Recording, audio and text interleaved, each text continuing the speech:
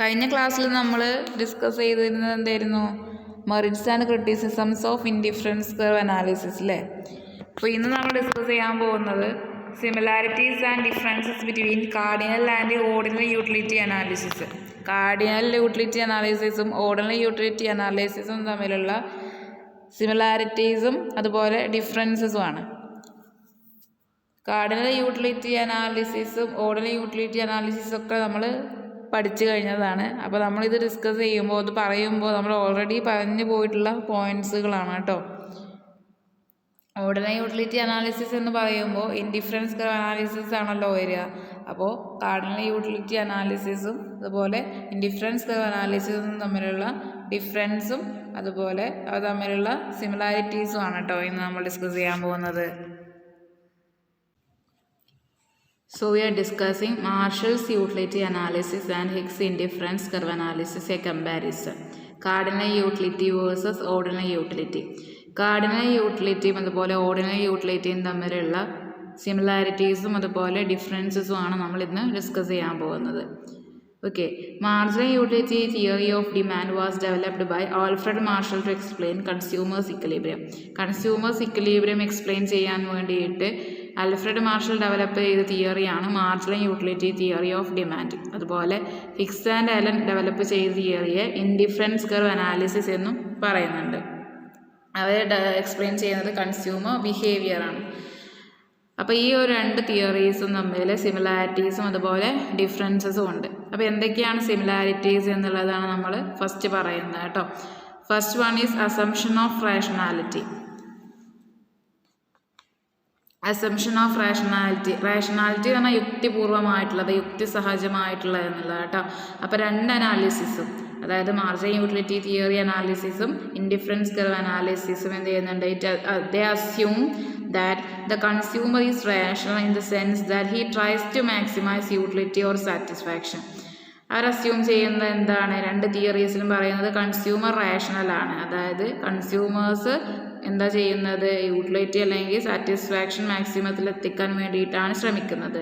The objective of the consumer is the maximisation of utility in the Marshallian utility analysis, whereas the consumer aims to reach the highest possible indifference curve and thus seeks to maximize the level of satisfaction in Hicks theory. Marshallian utility അനാലിസിസിൽ consumer maximisation of utility ആണ് focus ചെയ്യുന്നത്. അതായത് maximum utility കിട്ടുക എന്നുള്ള ഒരു ഒബ്ജക്റ്റീവാണ് കൺസ്യൂമർക്കുള്ളതെങ്കിൽ highest possible indifference കർവിലെത്തി അവിടുന്ന് മാക്സിമം ലെവൽ ഓഫ് സാറ്റിസ്ഫാക്ഷൻ എത്തുക എന്നുള്ള രീതിയിലാണ് Hicks and Allen indifference curve തിയറിയിൽ പറയുന്നത് കേട്ടോ. രണ്ടിലും എന്താണ്? റാഷണാലിറ്റി എന്നുള്ളൊരു കൺസെപ്റ്റ് ഉണ്ട്. അതായത് രണ്ടിലും കൺസ്യൂമേഴ്സ് ശ്രമിക്കുന്നത് അവരുടെ സാറ്റിസ്ഫാക്ഷൻ അല്ലെങ്കിൽ യൂട്ടിലിറ്റി മാക്സിമത്തിൽ എത്തിക്കുക എന്നുള്ളതാണ്. അതായത് ഹിക്സിൻ്റെ ഇൻഡിഫറൻസ് കർവിൻ്റെ കേസിൽ ഹയസ്റ്റ് പോസിബിൾ ഇൻഡിഫറൻസ് കർവിൽ എത്തുക എന്നുള്ളതാണ് മാക്സിമൈസേഷൻ ഓഫ് സാറ്റിസ്ഫാക്ഷൻ അതുകൊണ്ട് ഉദ്ദേശിക്കുന്നത്. Okay, then second one is condition of consumer equilibrium. Condition of consumer equilibrium. The condition of consumer equilibrium in Marshallian utility analysis is that the marginal utilities of various goods are proportional to their price. Marshallian utility അനാലിസിസിൽ ഒരു consumer ഇക്വിലിബ്രിയത്തിൽ എത്തണമെങ്കിലുള്ള കണ്ടീഷനാണ് MUX/PX is equal to MUY/PY is equal to PX/PY. Okay, ഇതൊക്കെ നമ്മൾ already discuss ചെയ്ത് കഴിഞ്ഞ കാര്യങ്ങളാണ് കേട്ടോ.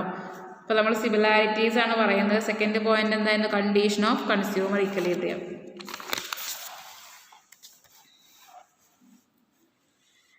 According to the indifference curve അനാലിസിസിലാണെന്നുണ്ടെങ്കിൽ consumer is in equilibrium when the MRS between the two goods is equal to the price ratio between them. Indifference curve അനാലിസിസിലാവുമ്പോൾ consumer എപ്പോഴാണ് ഇക്വിലിബ്രിയത്തിലെത്തുന്നത്? MRS XY is equal to price of X divided by price of Y അല്ലെ, PX/PY. This equality condition is equivalent to the Marshallian condition that marginal utilities are proportional to their price. ഈ രണ്ട് കണ്ടീഷനും അത് equal ആണ് എന്നാണ് പറയുന്നത്. എന്തുകൊണ്ടാണ്? രണ്ടിലും പറയുന്നത് മാർജിനൽ യൂട്ടിലിറ്റീസ് ആ കമ്മോഡിറ്റീസിൻ്റെ പ്രൈസിന് പ്രൊപ്പോർഷണൽ ആയിട്ട് വരും എന്നുള്ളതാണ്. ഓക്കെ, അതായത് MRS(xy) = price of X divide by price of Y ആണ് ഇൻഡിഫറൻസ് കർവിൽ വരുന്ന കൺസ്യൂമർ ഇക്വിലിബ്രിയം എന്ന് പറയുന്നത്. അപ്പോൾ മാർഷലിയൻ കണ്ടീഷനും അതുപോലെ എക്സ് പറയുന്ന ഇൻഡിഫറൻസ് കർവ് ഉപയോഗിച്ച് പറയുന്ന കൺസ്യൂമർ ഇക്വിലിബ്രിയത്തിൽ വരുന്ന കണ്ടീഷനും സെയിം ആണ്. എന്തുകൊണ്ടാണ്? Marginal utilities are proportional to their prices. അപ്പോൾ നമ്മൾ മൂന്നാമത്തെ സിമിലാരിറ്റി മെത്തേഡ് ഓഫ് ഇൻട്രോസ്പെക്ഷൻ, ആത്മപരിശോധന നടത്തുക എന്നുള്ളതാണ് കേട്ടോ. Another similarity is in the use of the introspective method. Introspection means ആത്മപരിശോധന. വേറൊരു സിമിലാരിറ്റി ആയിട്ട് പറയുന്നത് ഇൻട്രോസ്പെക്റ്റീവ് മെത്തേഡ് ഉപയോഗിക്കുന്നതാണ്. In Marshallian analysis the law of demand is explained by the psychological law of diminishing utility, which is based upon the method of introspection. Okay, law of demand explain ചെയ്യുന്നത് psychological law of diminishing യൂട്ടിലിറ്റിൻ്റെ ബേസിലാണ്. അത് base ചെയ്തിരിക്കുന്നത് introspection മെത്തേഡിലാണ് അല്ലേ.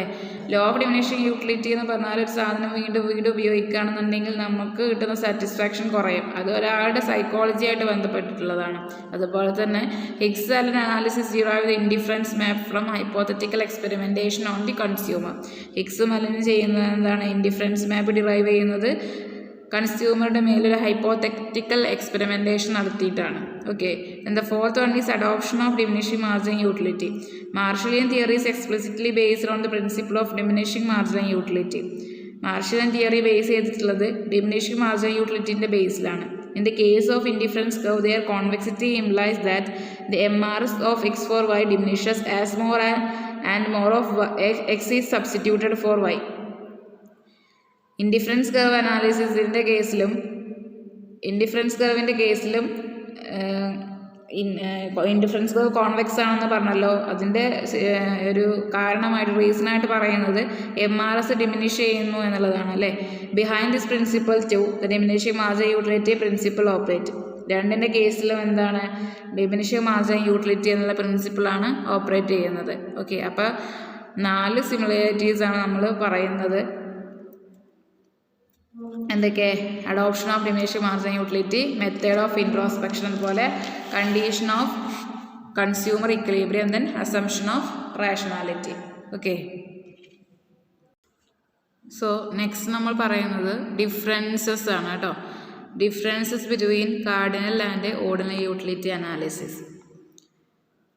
അത് നമുക്ക് discuss ചെയ്യുമ്പോൾ നമുക്ക് superiority of indifference curve analysis over Marshallian utility analysis, അതായത് മാർഷലിയൻ യൂട്ടിലിറ്റി അനാലിസിസിൻ്റെ മുകളിൽ എന്തുകൊണ്ടാണ് ഇൻഡിഫറൻസ് കർവ് അനാലിസിസ് അതിനേക്കാൾ സുപ്പീരിയർ ആണ്, ബെറ്റർ ആണ് എന്ന് പറയുന്നത് എന്നുള്ളതും കൂടി കിട്ടും.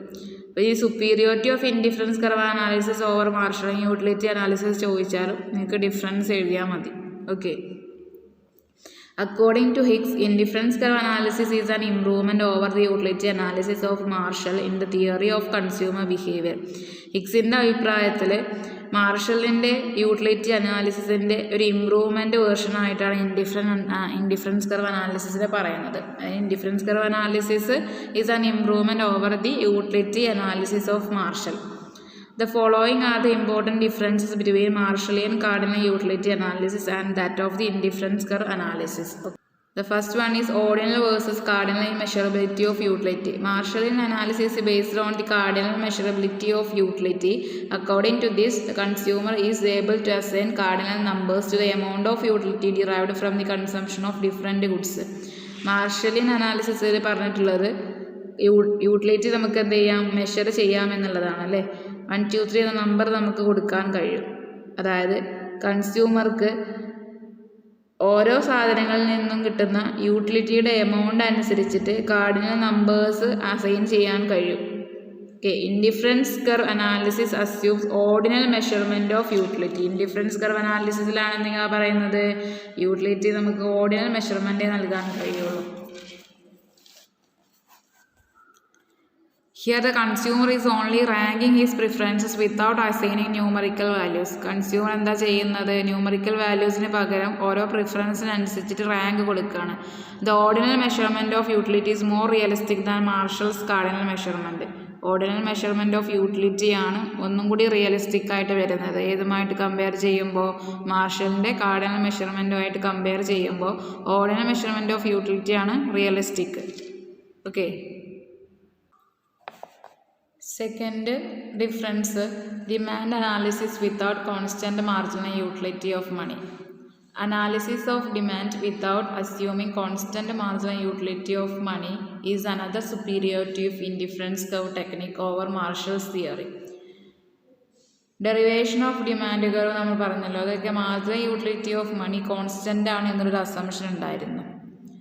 The indifference curve technique can derive the demand theorem without the assumption of constant marginal utility of money.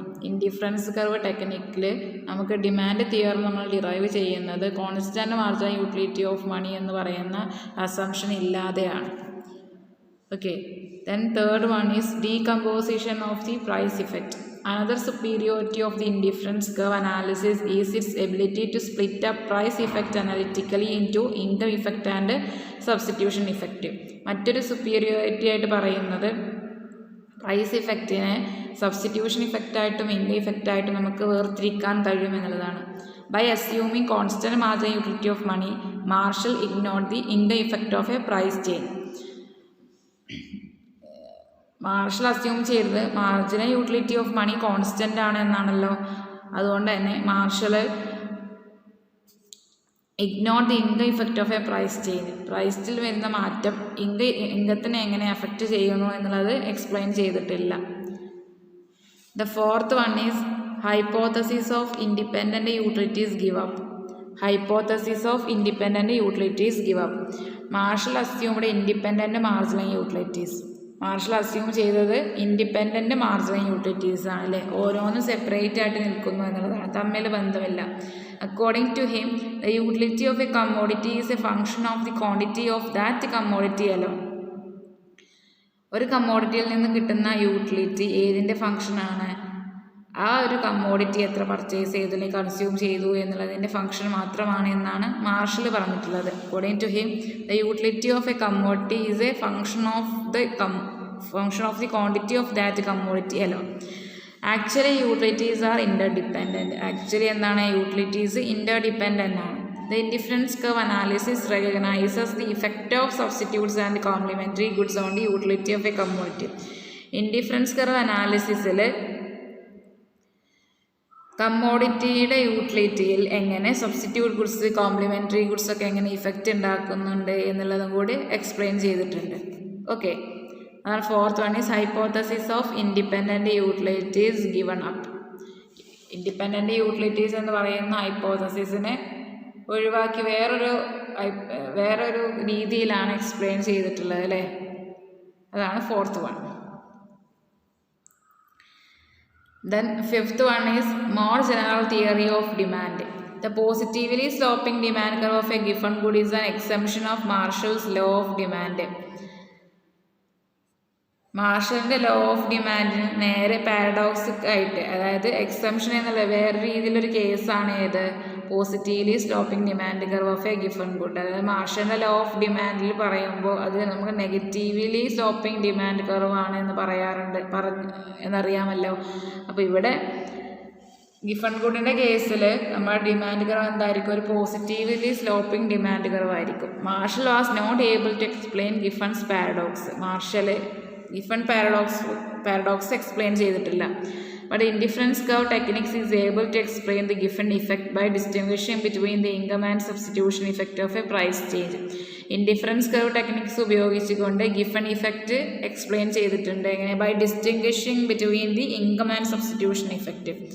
Income substitution ഇഫക്റ്റും വേർതിരിച്ചുകൊണ്ട് ഗിഫൺ ഇഫക്റ്റിനെ ഇൻഡിഫറൻസ് കർവ് ടെക്നിക്സ് ഉപയോഗിച്ചുകൊണ്ട് എക്സ്പ്ലെയിൻ ചെയ്തിട്ടുണ്ട്. പക്ഷേ എന്ത് ചെയ്തിട്ടില്ല? മാർഷലിൻ്റെ ലോ ഓഫ് ഡിമാൻഡും അതുപോലെ ഗിഫൺ ഗുഡിൻ്റെ ലോ ഡിമാൻഡ് കർവും എന്താണ്? ഡിഫറെൻ്റ് ആണ്. അപ്പോൾ മാർഷൽ അതിനെ കൺസിഡർ ചെയ്തിട്ടില്ല എന്നാണ് പറയുന്നത്.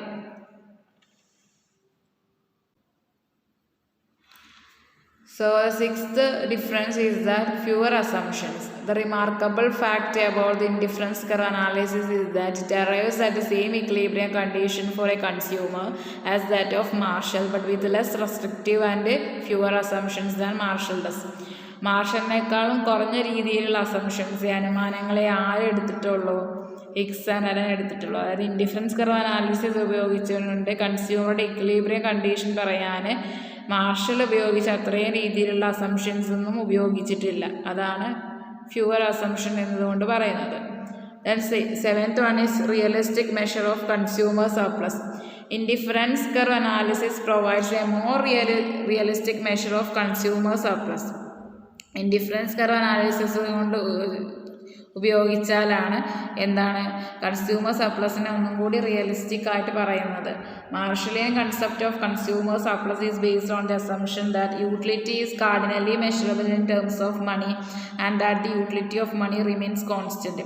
മാർഷലിയൻ concept of consumer surplus base ചെയ്തിരിക്കുന്നത് യൂട്ടിലിറ്റി കാർഡിനലി മെഷറബിൾ ആണെന്നും അതുപോലെ utility of money remains constant എന്ന് പറയുന്ന അസംഷൻ്റെ ബേസിലാണ്. ഓക്കെ,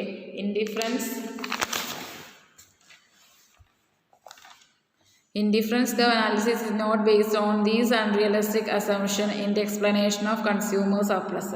Indifference curve analysis ഈ പറയുന്ന ഒരു അസംഷൻ്റെ ഒന്നും ബേസിലല്ല. അതായത് കൺസ്യൂമർ സർപ്ലസ് എക്സ്പ്ലെയിൻ ചെയ്യാൻ വേണ്ടിയിട്ട് ഈ പറയുന്ന അസംഷൻസ് ഒന്നും ഇൻഡിഫറൻസ് കർവ് ഫോളോ ചെയ്യുന്നില്ല. ഓക്കെ, അപ്പോൾ ഇന്ന് നമ്മൾ പറഞ്ഞിട്ടുള്ള എന്തൊക്കെയാണ്? സിമിലാരിറ്റീസും അതുപോലെ differences between ordinary utility and cardinal utility theory അല്ലേ?